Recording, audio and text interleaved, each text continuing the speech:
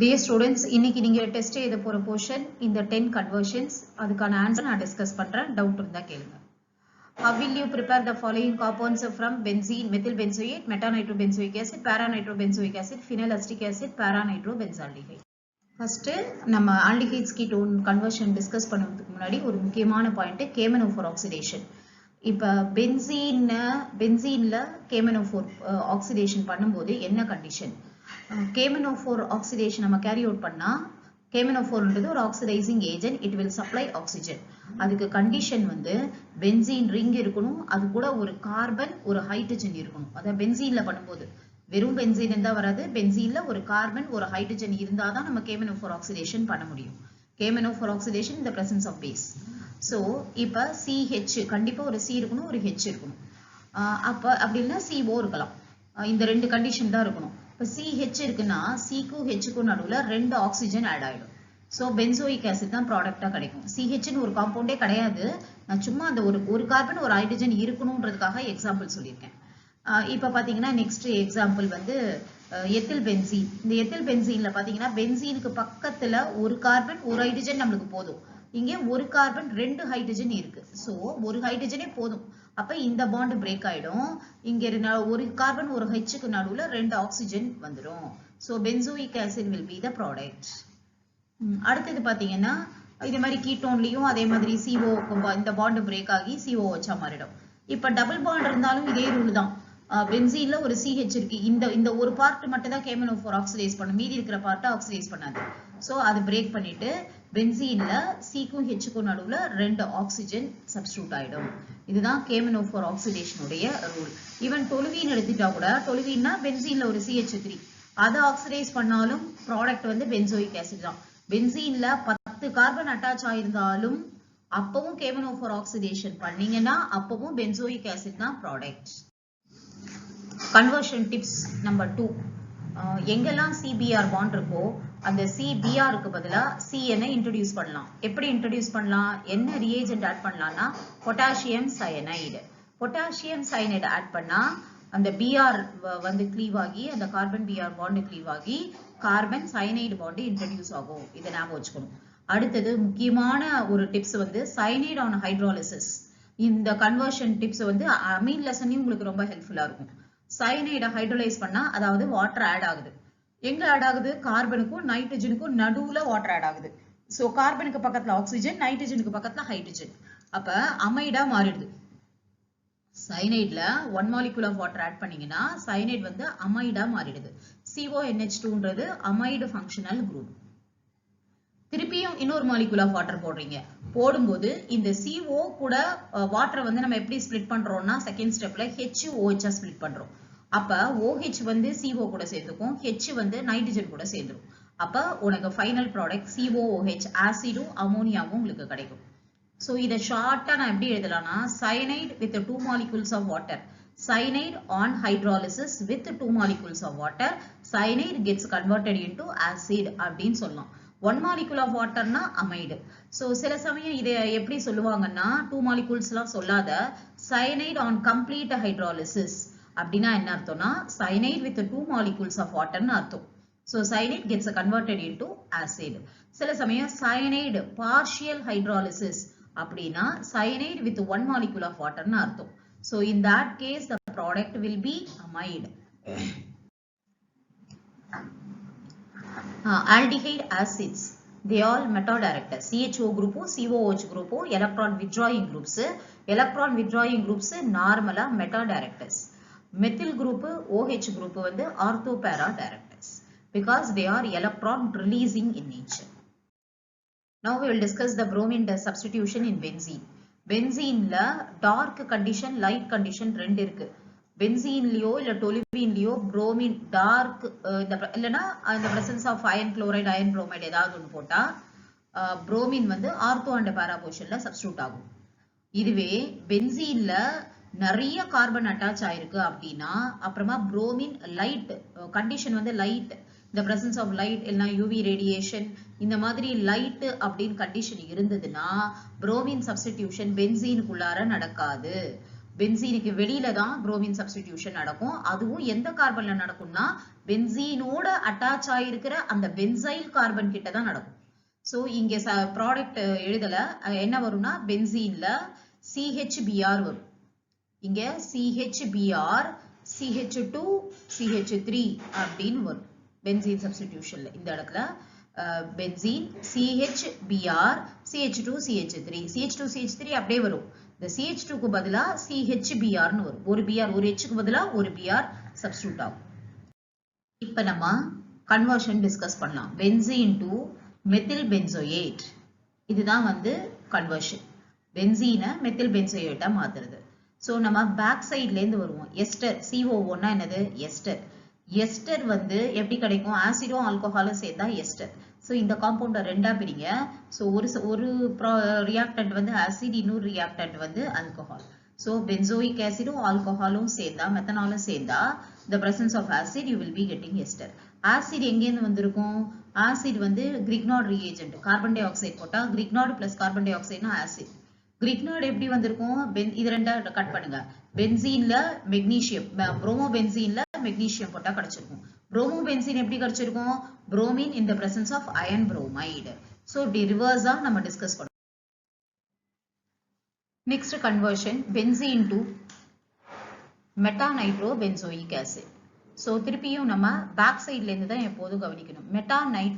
Meta பொசிஷன்ல NO2 பார்த்த உடனே பென்சோயிக் ஆசிட் வந்து மெட்டா டைரக்டர், அதனால NO2வை அது வந்து மெட்டா பொசிஷன்ல டைரக்ட் பண்ணிருக்கு. மெட்டா பொசிஷன்னா என்ன? ஒரு பிளேஸ் விட்டுட்டு நெக்ஸ்ட் பொசிஷனுக்கு பேரு மெட்டா பொசிஷன். ஆல்டர்னேட் பொசிஷன் பக்கத்துல இருந்ததுன்னா அது ஆர்த்தோ பொசிஷன், ஆர்த்தோக்கு அடுத்தது மெட்டா பொசிஷன். ஸோ இந்த இடத்துல NO2 வந்து மெட்டா பொசிஷன்ல கனெக்ட் ஆயிருக்கு. சரி, இப்ப NO2 உள்ள கொண்டு வரணும்னா என்ன ரியேஜென்ட் ஆட் பண்ணா நம்ம NO2 உள்ள வரும்? It is an example of electrophilic substitution. Concentrated nitric acid, concentrated sulphuric acid போட்டீங்கன்னா ரெண்டும் ரியாக்ட் ஆகி NO2 பிளஸ் அப்படின்னு ஒரு எலக்ட்ரோஃபைல் ஜெனரேட் ஆகும். அது போய் மெட்டா பொசிஷன்ல அட்டாச் ஆகும். ஸோ இந்த ரியாக்ஷனுக்கு பேரு நைட்ரேஷன். ஸோ நீங்க என்ன பண்ணணும்? இந்த NO2வை பார்த்த உடனே முன் ஸ்டெப்பு பேக்ல இருந்து தான் வரணும். Nitric acid, sulphuric acid concentrated போடுறது ரொம்ப முக்கியம். போட்டீங்கன்னா பென்சோயிக் ஆசிட் எடுத்துட்டு இதை போட்டீங்கன்னா NO2 குரூப் உள்ள வந்துடும். சரி, அதுக்கு பேக் பொசிஷன். பென்சோயிக் ஆசிட் எங்கேருந்து வந்தது? பென்சீன்ல ஆசிட்க்கு முன்னாடி எப்போதுமே ஆல்டிஹைட் இருக்கும். ஸோ பென்சோயிக் ஆசிட்க்கு முன்னாடி பென்சால்டிஹைட் இருந்திருக்கலாம். ஸோ பென்சால்டிஹைட் ஆன் ஆக்சிடேஷன், இல்ல ஆக்சிடேஷனே பண்ண வேணாம், சும்மா வெளில வச்சாலே பென்சோயிக் ஆசிடா மாறிடும். ஓன் போட்டாலே போதும். ஆக்சிடேஷன் கெட்ஸ் கன்வெர்டட் இன்டு, இதுக்கு முன் ஸ்டெப் வந்து ஆல்டிஹைட். ஆல்டிஹைட் எங்க இருந்து வந்தது? பென்சீன் தான் ஸ்டார்டிங் காம்பவுண்ட். பென்சீனையும் ஆல்டிஹைடையும் எப்படி வந்தது? இதுக்கு நேம் ரியாக்ஷன் தெரிஞ்சிருக்கணும். Gattermann Koch reaction, CO/HCl in the presence of AlCl3, benzene டைரக்டா பென்சால்டிஹைடா மாறிடும். பென்சால்டிஹைட் ஈஸியா பென்சோயிக் ஆசிடா மாறிடும். பென்சோயிக் ஆசிட்ல நைட்ரேட்டிங் மிக்சர், அதாவது concentrated nitric acid, sulphuric acid போட்டீங்கன்னா மெட்டா பொசிஷன்ல NO2 வரும். அப்படி இல்லைன்னா இதுல இருந்து benzene to benzoic acid previous கன்வர்ஷன்ல செஞ்சோம் இல்லையா? பென்சீனை வந்து புரோமின் போட்டு வந்து ஃபர்ஸ்ட் புரோமோவா மாத்திட்டாமா, கிரிக்னார்ட் ரியேஜென்ட் போட்டு அப்புறமா கார்பன் டை ஆக்சைடு போட்டு பென்சோயிக் ஆசிடா மாத்திட்டு அப்புறமா போறது. எப்போதுமே கன்வர்ஷன் அவ்வளவு பெருசா இருக்கணும்னு அவசியம் இல்ல. எவ்வளவு குழவு சிம்பிளா இருக்கோ அவ்வளவு குழவு நல்லது.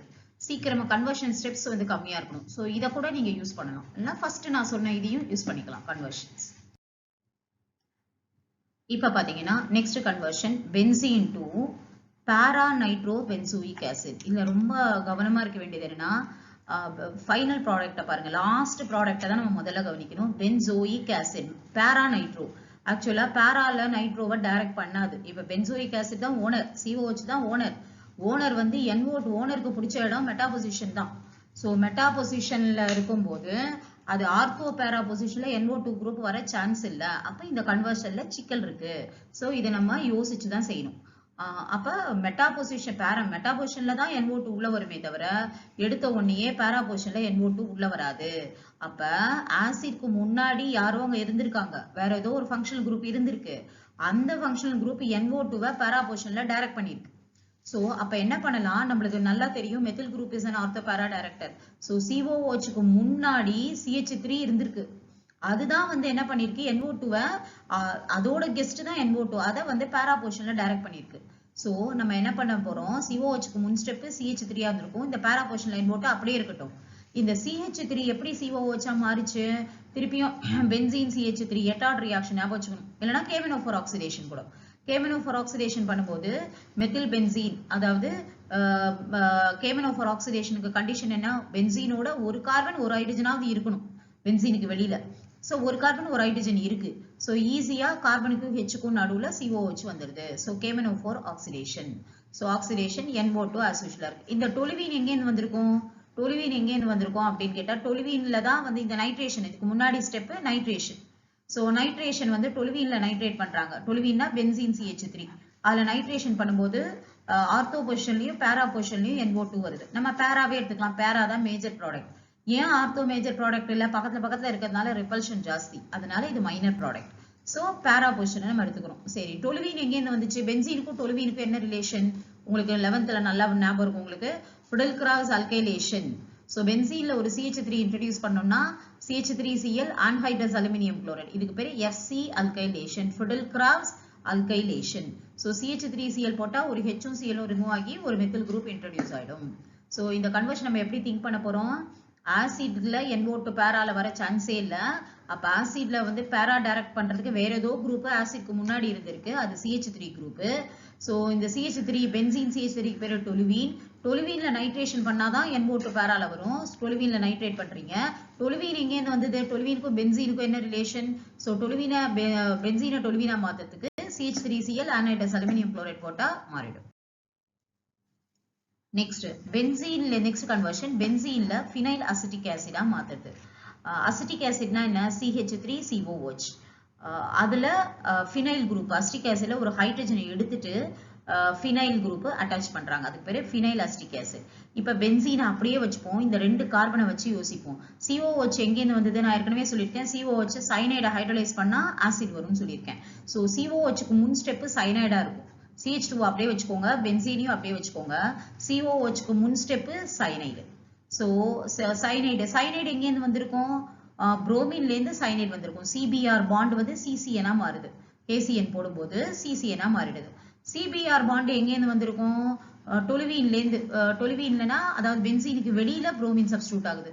பென்சீனுக்கு வெளியிலனா அது வந்து லைட்டு, ஹீட்டு, லைட்டு, இல்லைன்னா N-bromosaccinamide, வெறும் லைட்டுன்னு போட்டா போதும், புரோமின் பார் லைட் போட்டா போதும். ஸோ அதுல ஒரு ஹெச்சுக்கு பதிலா ஒரு Br வருது. ஸோ அதுக்கு பிறகு பென்சீன் டு டொலுவீன் ஃபிடல்கிராஸ் அல்கைலேஷன் எழுதிக்கலாம் நீங்க. CH3Cl in the presence of anhydrous aluminum chloride எழுதிட்டீங்கன்னா உங்களுக்கு ஈஸியா இருக்கும். Next conversion, benzene to para nitro benzaldehyde. இதுதான் கன்வர்ஷன். திருப்பியும் ஆல்டிஹைடு வந்து பேரா டைரக்டர் கிடையாது, it is an meta director. So ஆல்டிஹைடுக்கு முன்னாடி வேற ஏதோ குரூப் இருந்திருக்கு, அதுதான் வந்து பேரா டைரக்டர். ஸோ முன் ஸ்டெப் மெத்தில் குரூப் போட்டுக்கோங்க. மெத்தில் குரூப் தான் பேரா டைரக்டர். ஸோ இந்த மெத்தில்ல பென்சீன் டு டொலுவீன் வந்து ஃப்ரண்ட்ல வந்து ஃபிடல்கிராஸ் அல்கைலேஷன் பண்ணிடுவீங்க. அது பிறகு NO2 குரூப் உள்ள நுழைக்கணும். நைட்ரேஷன் பண்ணீங்கன்னா இதுக்கு பிறகு நைட்ரேஷன் பண்ண பிறகு மெத்தில் குரூப்ல வந்து பேரா பொசிஷன்ல நைட்ரோ குரூப் இன்ட்ரோடியூஸ் ஆகும். இப்ப மெத்தில எப்படி ஆல்டிஹைடா மாத்துறது அப்படின்னா எட்டார்ட் ரியாக்ஷன், எட்டார்ட்ல CH3 வந்து CHO மாறிடும். சோ எட்டார்ட கம்பைன் பண்றீங்க. போன ப்ரொப்பனோன் டு ப்ரோபீன். ப்ரோபீன்னா டபுள் பாண்ட். டபுள் பாண்ட் ரெண்டு விஷயத்துல நம்மளுக்கு டபுள் பாண்ட் கிடைக்கும். ஆல்கோஹால்ல வாட்டர் ரிமூவ் பண்ணா டபுள் பாண்ட் கிடைக்கும், இல்லைன்னா ஹாலோ காம்பவுண்ட்ஸ்ல HBr ரிமூவ் பண்ணா நம்மளுக்கு டபுள் பாண்ட் கிடைக்கும். ஸோ இங்க ஆல்கோஹால செகண்டரி ஆல்கோஹால் எடுத்துக்கோங்க. எப்போதுமே கீட்டோன் வந்து செகண்டரி ஆல்கோஹாலோட க்ளோஸ் ரிலேஷன். கீட்டோனை ரெடியூஸ் பண்ணா செகண்டரி ஆல்கோஹால் கிடைக்கும். ஆல்கோஹால அதாவது ஆல்டிஹைடை ரெடியூஸ் பண்ணா பிரைமரி ஆல்கோஹால் கிடைக்கும். பிரைமரி ஆல்கோஹாலும் ஆல்டிஹைடும் க்ளோஸ் ரிலேஷன், அதே மாதிரி செகண்டரி ஆல்கோஹாலும் கீட்டோனும் க்ளோஸ் ரிலேஷன். ஸோ அதனால இங்க செகண்டரி ஆல்கோஹால் எடுத்துக்கிறாங்க. செகண்டரி ஆல்கோஹால் இங்க 3 கார்பன் இருக்கா ப்ராடக்ட்ல, அல்கீன் ஃபைனல் ப்ராடக்ட்ல 3, அது மாதிரி 3 கார்பன் இருக்கிற ஒரு ஆல்கோஹால் எடுத்துக்கிறாங்க.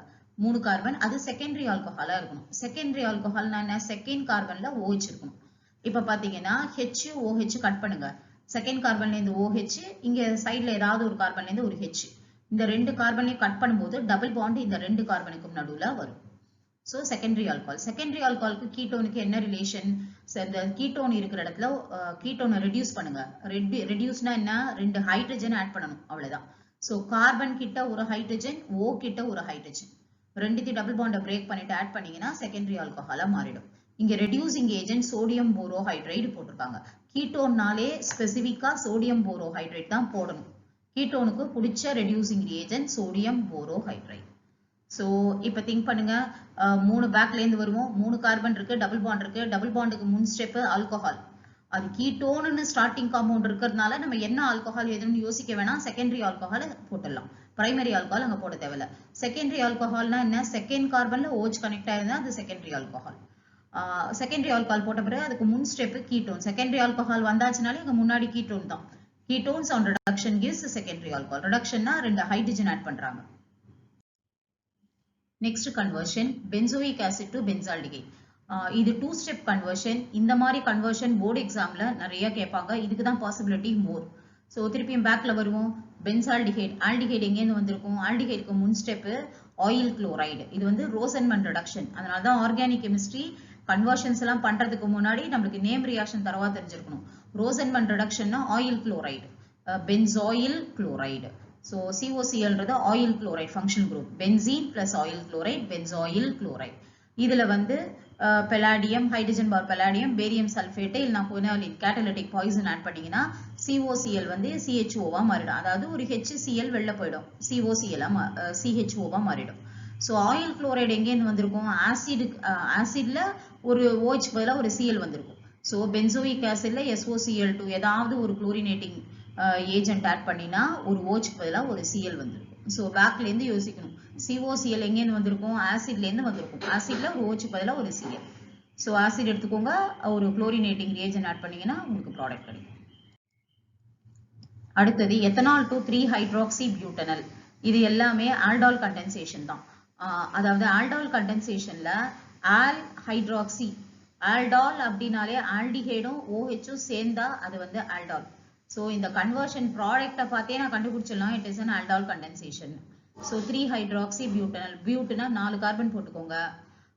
ஆல் அப்படின்றதுனால லாஸ்ட் கார்பன் ஆல்டிஹைடா இருக்கணும், தேர்ட் கார்பன்ல OH இருக்கணும். Three hydroxy butanal.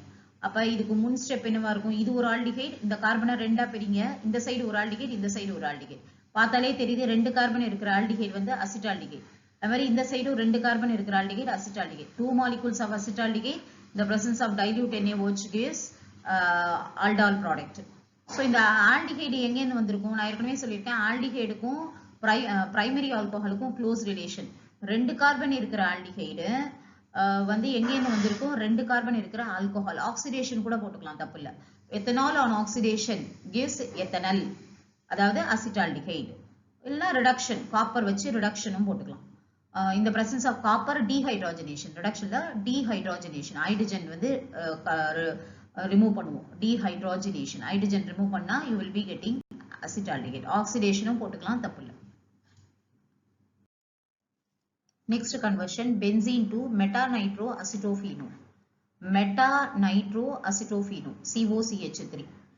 COCH3 வந்து மெட்டா டைரக்டர் தான். It is an electron withdrawing group. அதனால இந்த அசிட்டோ குரூப் வந்து மெட்டா டைரக்டர் தான். ஸோ அசிட்டோஃபீனோன் எடுத்துக்கோங்க, concentrated nitric acid, sulphuric acid போடுங்க, மெட்டா போர்ஷன்ல NO2 குரூப் வரும். ஸோ COCH3 எங்கேருந்து வந்திருக்கும், COCH3நாலே Friedel Crafts acylation. CH3 COCl acetyl chloride இல்லைனா எத்தனாயில் குளோரைடு. ஸோ இது ரொம்ப ஈஸி. ஃபிடெல்கிராஃப்ஸ் அசைலேஷன் பண்ணுங்க, அசைல் குரூப் இன்ட்ரடியூஸ் ஆகும், COCH3 குரூப் இன்ட்ரடியூஸ் ஆகும். அதுக்கு பிறகு அதுல நைட்ரேஷன் பண்ணீங்கன்னா மெட்டா பொசிஷன்ல NO2 குரூப் இன்ட்ரடியூஸ் ஆகும். Because it is a meta director. COCH3 is also like aldehyde, acid. This is also electron withdrawing group. So it is a meta director. Benzaldehyde to benzophenone. Benzophenone na C6H5 CO, C6H5 twice CO, benzophenone. Calcium benzoate வந்து dry distillation பண்ணா calcium carbonate remove ஆகி diphenyl benzene கிடைக்கும், that is benzophenone கிடைக்கும். இந்த C6H5COO twice CA எங்கேருந்து வந்ததுன்னா calcium salt add பண்ணணும். பென்சால்டிஹைட்ல oxidise first dichromate பார் sulphuric acid oxidise பண்ணீங்கன்னா பென்சோயிக் ஆசிடா மாறும். பென்சோயிக் ஆசிட்ல கால்சியம் கார்பனேட் ஆட் பண்ணும்போது கால்சியம் பென்சோயேட் வரும். கால்சியம் பென்சோயேட்டை ட்ரை டிஸ்டிலேஷன் பண்ணும்போது கால்சியம் கார்பனேட் ரிமூவ் ஆகி உங்களுக்கு பென்சோஃபீனோன் கிடைக்கும்.